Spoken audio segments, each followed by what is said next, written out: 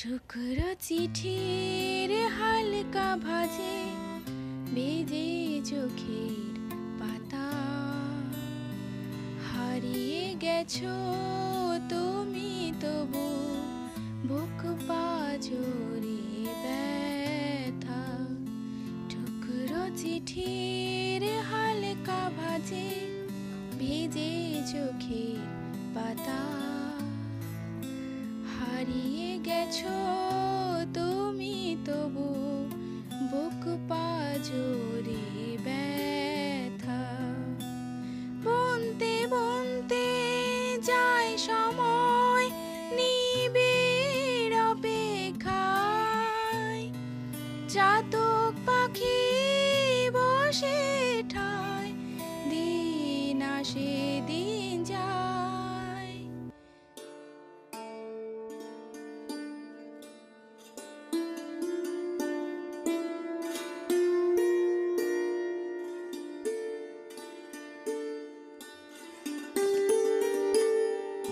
উত্তর কলকাতার বনেদি পরিবারের গৃহবধূ রোহিণী। ছোটবেলা থেকেই রোহিণীর দু চোখ জুড়ে ছিল সংসার করার স্বপ্ন। ভাবতো কোনো একদিন কোনো এক রাজপুত্র ঘোড়ায় চাপিয়ে নিয়ে যাবে এক রাজপুরীতে।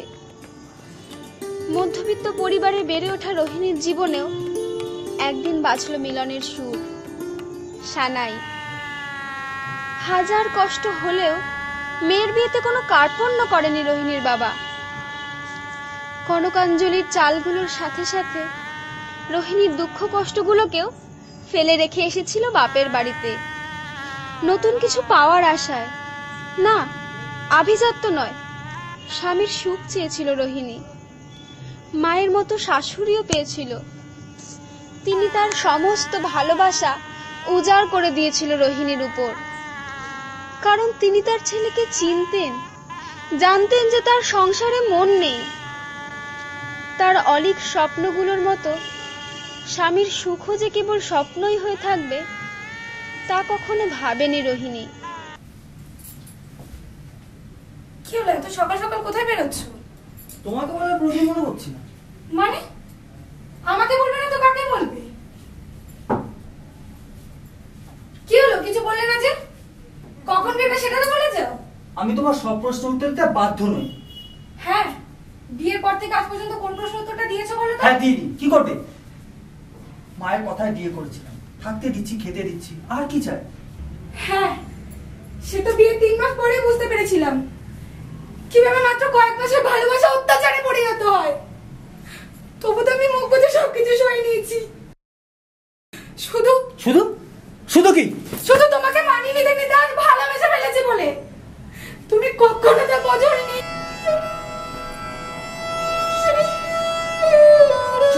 সব দেখো, পুরো সকালটা আমার মাটি করে দিই। টুকরো চিঠি আলতো করে রাখলে আমার আশায়, একলা মাঝি হাতড়ে মরে পার খুঁজে না পায়। টুকরো চিঠি আলতো করে রাখলে আমার আশায়, একলা মাঝি হাতড়ে মরে পার খুঁজে না পায়।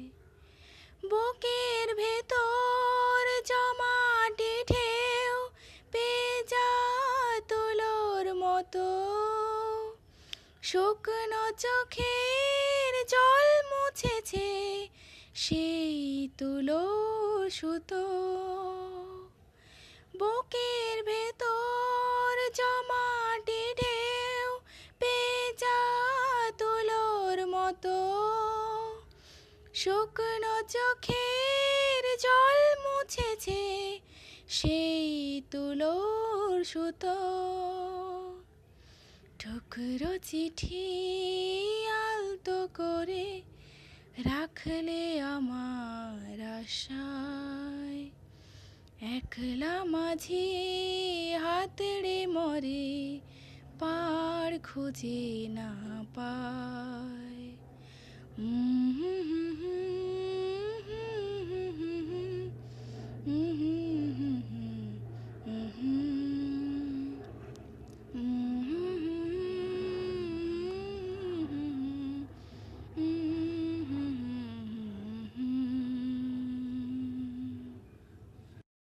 যেদিন শঙ্খ প্রথম মা বলে ডেকেছিল, সেদিন নিজেকে পৃথিবীর সবচেয়ে প্রয়োজনীয় বস্তু বলে মনে হয়েছিল রোহিণীর। সেদিন ঠিক করেছিল শঙ্খকে নিজের মতো করে মানুষ করবে, ওর ওপর ওর বাবার কোনো ছায়া পড়তে দেবে না।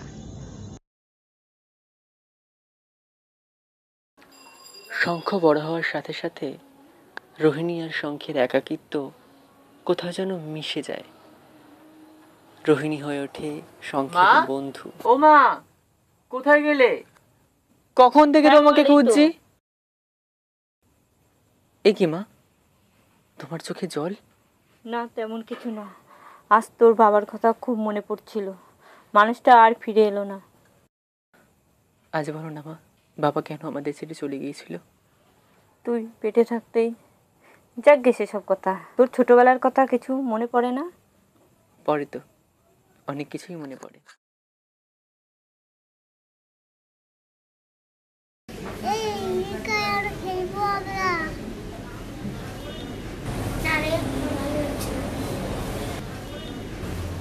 তোমাকে বলেছি না কারোর সঙ্গে খেলবে না, সবার সঙ্গে কম কথা বলবে, কারণ তুমি সবার থেকে আলাদা।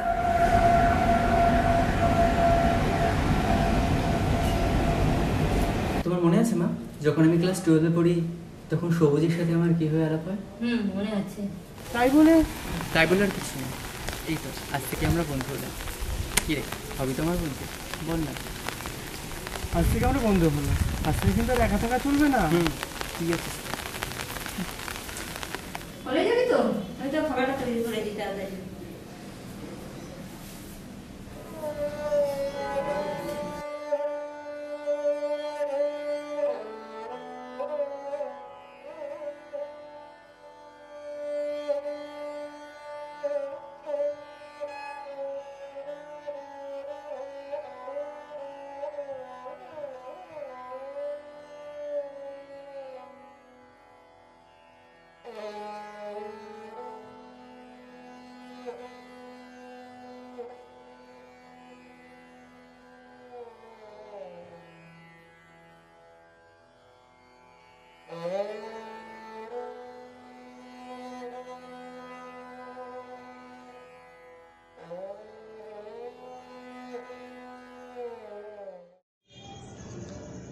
মন কেমনের স্টেশনে দাঁড়িয়ে আছি একা। আসছে না তো ট্রেন, পাচ্ছি না তো দেখা। বন্যে পূর্ণ প্রাণ প্রাণে সোহে। মন কেমনের স্টেশন আজ বড় এলোমেলো, বড় ফাঁকা, বড়ই নির্জন, যেন লেগেছে হরতাল।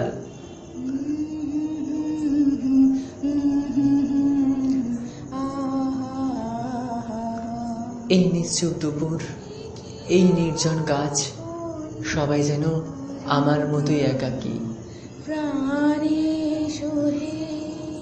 এলাম তো কিছুক্ষণ, যেন মনে হয় কেটে গেছে কত কাল। কাল সীমানার গণ্ডি পেরিয়ে এসেছি এখানে, একটু শান্তি পাবো বলে, যেখানে ডাকবে না কেউ চেনা নাম ধরে, যেখানে নেই কোনো সুখ, নেই কোনো দুঃখ, আছে শান্তি। যেখানে নেই আমার প্রিয়, আমার অপ্রিয়, নেই আমার মনের ক্লান্তি। যেখানে দাঁড়িয়ে দুহাত বাড়িয়ে ছুঁতে চাইব আকাশটাকে, যেখানে গোধূলির আলোতে আমার চোখের তারা ভরে উঠবে সবুজে। কুহু কিকার গান শুনতে শুনতে কোনো এক চঞ্চল নদীর বাড়িধারা ধুয়ে দেবে আমার পদযুগল। ঝিল্লির নুপুরের ধ্বনিতে আমার পদযুগল নেচে উঠবে, পাবে নতুন ছন্দ, নতুন তাল। আমার স্বপ্নে কোনো এক অচেনা বালিকার প্রেমের নেশা আমায় করবে মাতাল।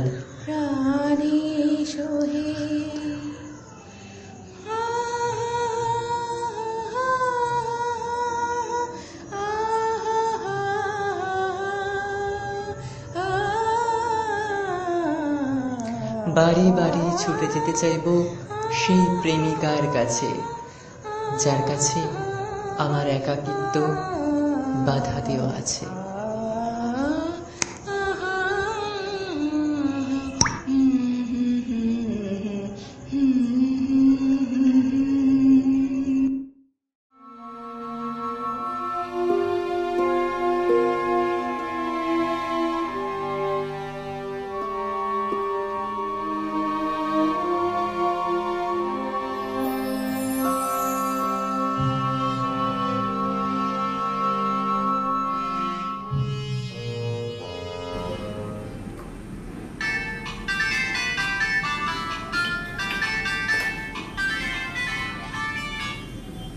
হ্যালো, হ্যাঁ পিসমণি, কেমন আছো?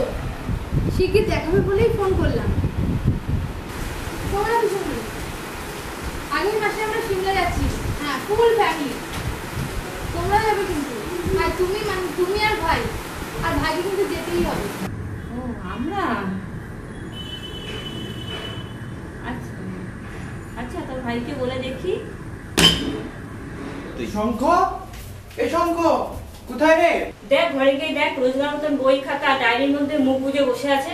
ওকে একটু বোঝা না সবুজ, সারাক্ষণ একা একা ঘরে বসে থাকে, কারোর সাথে মেশে না। ও বাড়ি থেকে রিনি ফোন করেছিল সিমলা যাওয়ার জন্য, ও কিছুতেই রাজি হচ্ছে না।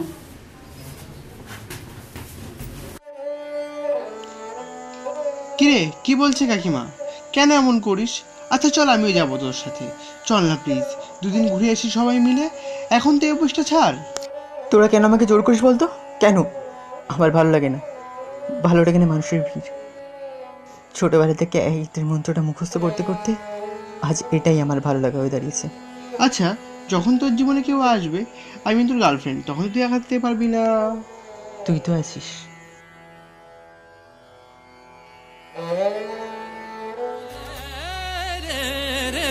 चलत बसंत पवन मतवारी, चलत बसंत पवन मतवारी, उमगे जो बन सकिरी, उमगे जो बन सकिरी, मोरे पिया से मिलन की आस। चलत बसंत पवन मतवारी, चलत बसंत, चलत बसंत, चलत बसंत।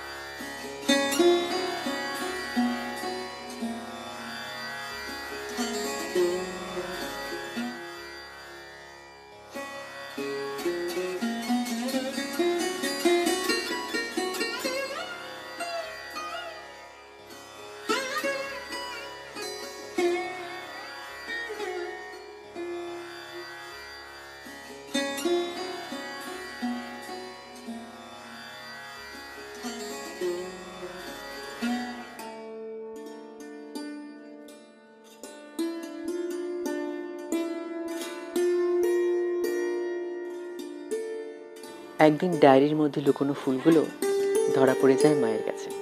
মা বুঝতে পারে তার একাকী শঙ্খের জীবনে হয়তো এসেছে নতুন কেউ।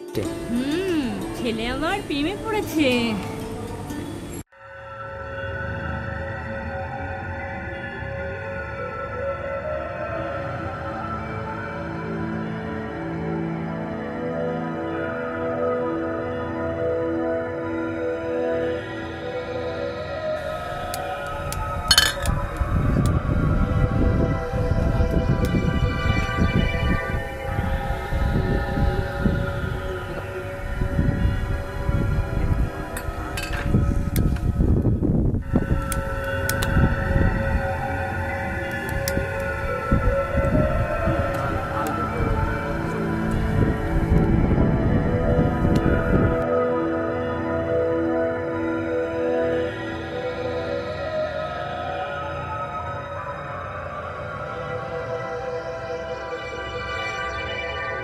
বাজি রাচ্ছিক একটা মাল দেখেছি, মালটা আগের মালটা চো ভালো।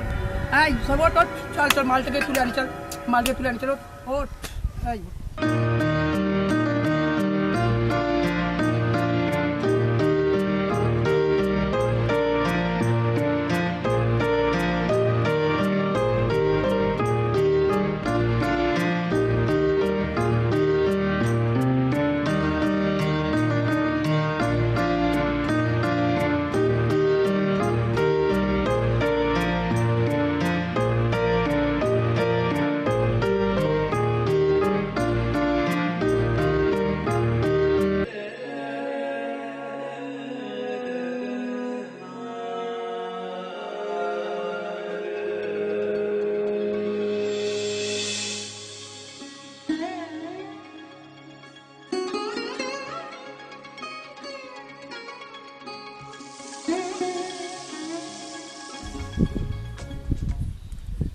নামটা তো বলেছ?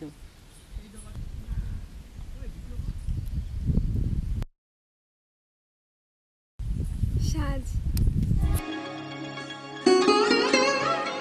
অনেক হয়েছে লুকোচুরি, আজ থেকে তাহলে শঙ্খ সাজে হোক। মোর ভাবনা রে কি হাওয়ায় মাতালো, দোলে মন দোলে অকারণ হরষে। মোর ভাবনা রে কি হাওয়ায় মাতালো, দোলে মন দোলে অকারণ হরষে। হৃদয় গগনে সজল ঘন নবীন মেঘে রসের ধারা বরষে। মোর ভাবনা রে কি হাওয়ায় মাতালো, দোলে মন দোলে অকারণ হরষে।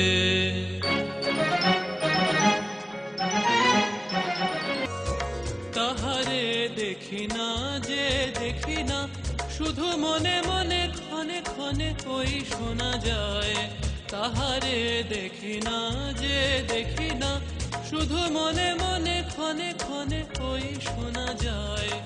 বাজে অলক্ষিত তারি চরণে, বাজে অলক্ষিত তারি চরণে।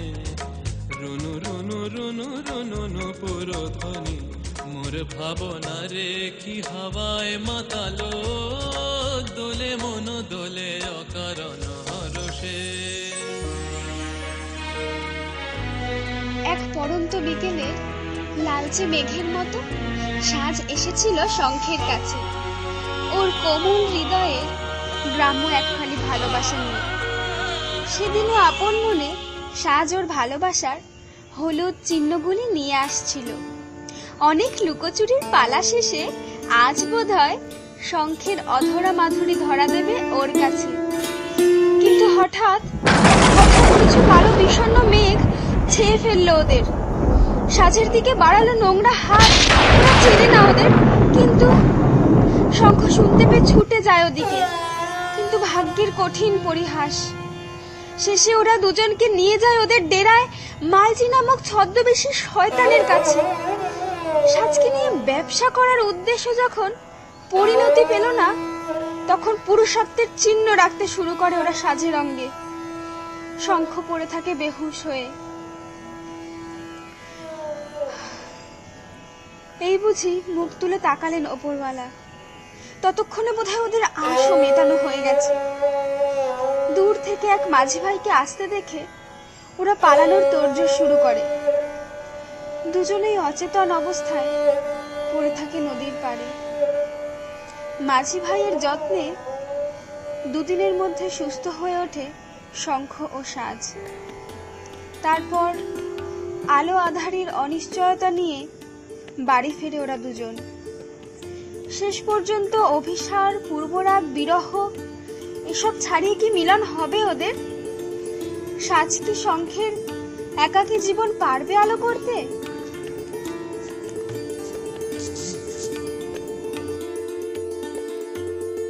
কি ব্যাপার তোর? কোথায় ছিলে এই দুদিন? আমার কি অবস্থা হয় ভেবে দেখেছিস একবারও?